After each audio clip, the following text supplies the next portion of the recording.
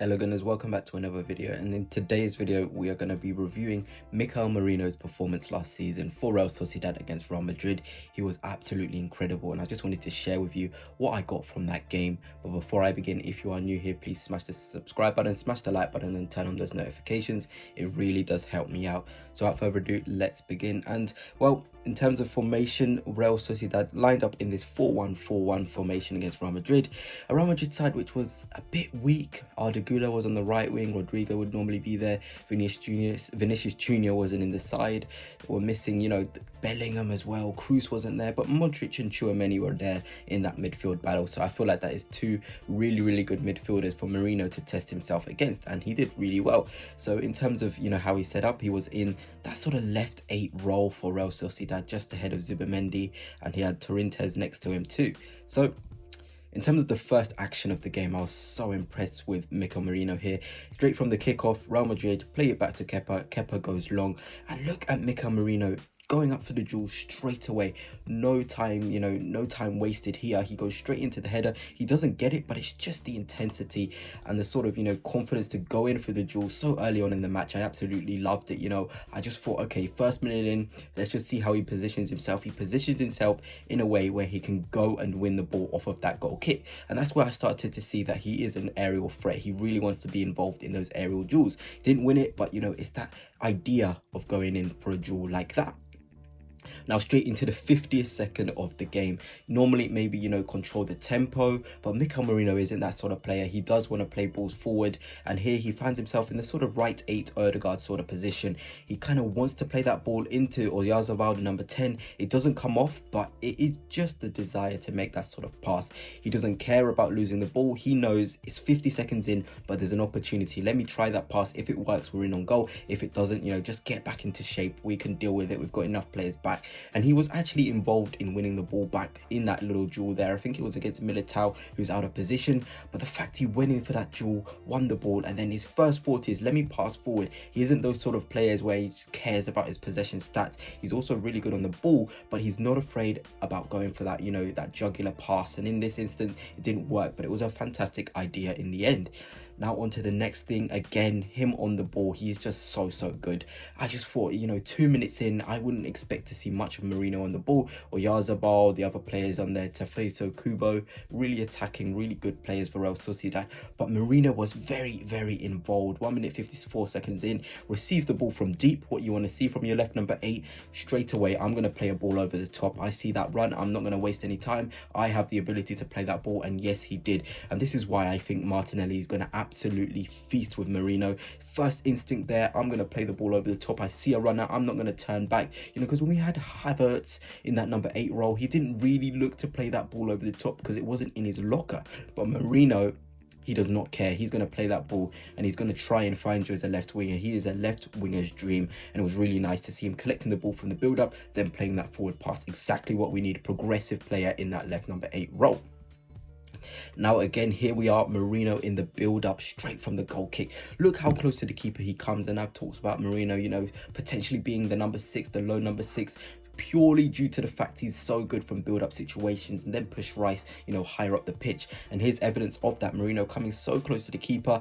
I'm going to put myself as an option. I don't care that there's, 5 Real Madrid players pressing high. I want that ball. I'm confident with the way I am as a player. Technically, I can play out. The ball doesn't come to him, but the fact he's showing up there, showing the confidence, wanting the ball is exactly what we need from that left number 8. So it means, Odegaard's, when he comes to the club, can play a lot higher up the pitch. And Merino can, be in that deeper role with Declan Rice, and they can really aid our build up, and that would be really nice to see. So it's just great to see, even 3 minutes into the game, Merino has pretty much done every phase of the game so far, and the next phase of the game, which is going to also be very important for our left number 8, is pressing. Merino again, this was about, I think it was 8 minutes in, just not even 10 minutes into the game against a top Real Madrid side with technicians like Modric and Tchouaméni. He's there on the press here, following Tchouaméni around, following Modric around, not giving them a moment's peace. He doesn't win the ball in these moments, but the fact he's there, putting pressure on these players. He's built for pressing, and must I say, Real Sociedad absolutely destroyed Real Madrid in this game. It was absolutely incredible the way they had the ball, the way they were pressing as a unit. Merino is just going to fit us like a glove, straight on Tchouaméni, straight on Modric. I want to win that ball back. And you know, this signing, I think it's going to unlock Fabio Vieira as well.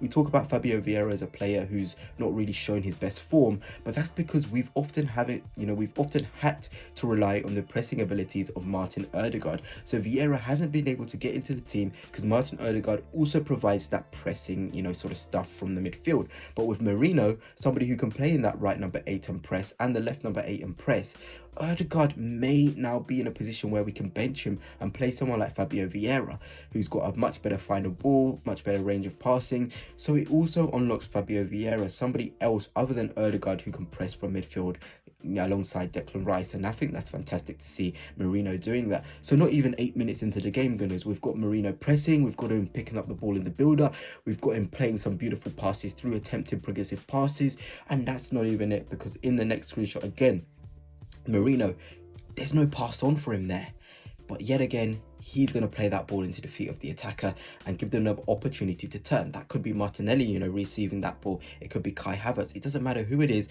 Merino has the confidence to play you in there. I'm going to fire it into your feet. I know you're a technical player who's going to deal with that ball. And Merino, rightly so, picks out a lovely little ball into the sort of space that Oyarzabal is, and Real Sociedad can go on an attack. And this actually ended up being a very dangerous attack as well, where they hit the bar. I think it was one of the midfielders, Torrentes, next to Merino, who hit the bar. So really nice there. I'm going to play the risky pass. I'm going to try and get us in a position where we can score rather than, turning back, playing backwards. He's not that sort of player at all. He's going to try and play that hero ball. And sometimes we need that in that left number 8, a progressive passer, which Merino certainly is. And then again, I think this is the last thing that we needed from our number 8, and he's ticked that box. He's going to be a presence in the final third. You look at him picking up a nice little pocket here, driving with the ball. This one didn't come to anything again, but it's the intensity, the way he picks the ball into this pocket of space, drives with the ball, trying to create. He's got the energy, he's got the skill, he's got the technical ability to find himself in these sort of positions. And again, the bottom screenshot, Merino in the box. Our left number 8 needs to be in the box, someone who can crash the box. And Merino, we've seen it at the Euros with Spain, but we're seeing it in this screenshot again, somebody who can get into the box and provide this sort of danger to the opposition, add numbers into the box. He's really good in the air, so he did really provide a beautiful option in the box, where Real Sociedad had a shorter number 10 in Oyarzabal. Again, we got another screenshot, 44th minute. He just constantly in this first half was picking up the ball in some beautiful spaces and playing balls around the corner. I was so impressed. We need that from our left number 8. Not scared at all to play those little balls into the pocket of space and bring his team into an attacking situation. And again, he was added again. Real Madrid couldn't get near him. You see Tchouaméni up there. You see, I think that's Brahim Diaz. You also see, Dani Ceballos, the other midfielder for Real Madrid. They don't know how to mark him, and that's exactly what you want to see from an Arsenal perspective, from a number 8 who's going to be coming into the side. And finally, my favorite action of Mikel Merino from the first half, because goodness, that was all just from the first half. I haven't even delved into the second half. That will be for another time maybe, but this first half, Merino was absolutely incredible. And here he is again. Look at that first one, number 1. Look at the distance between him and Tchouaméni. Ceballos is on the ball. He's going to fire that ball into Tchouaméni. But Merino is nowhere near. He has no right to even see himself as somebody who can get that ball if it does come to Tchouaméni's feet. But I'm so, surprised he does manage to do it in that second screenshot onto Tchouaméni in a split second, wins that ball back. Okay, now you're thinking, let's recycle the ball, let's play our game, play slowly, let's recycle, let's get into position. No, that's not Mikel Merino. He receives the ball from Tchouaméni, winning that duel. It's Tchouaméni, fantastic midfielder, strong on the ball. He just dispossessed him like he wasn't even there. He gets that ball, and then I'm going to play forward. Tafiso Kubo's making a run. He absolutely, curls a ball into his feet, and it becomes a dangerous attack for Real Sociedad. So really good. A, he wins the ball. B, he's looking forward. C, he executes the pass and sends Real Sociedad on their way. All beautiful things you want to see from a left number 8. Can you win your duels? Can you play forward? And do you have that presence of mind to know what's around you? And Merino in this first half certainly did. What a performance. But anyway, guys, that's it for now. Hope you have enjoyed, and until next time, peace.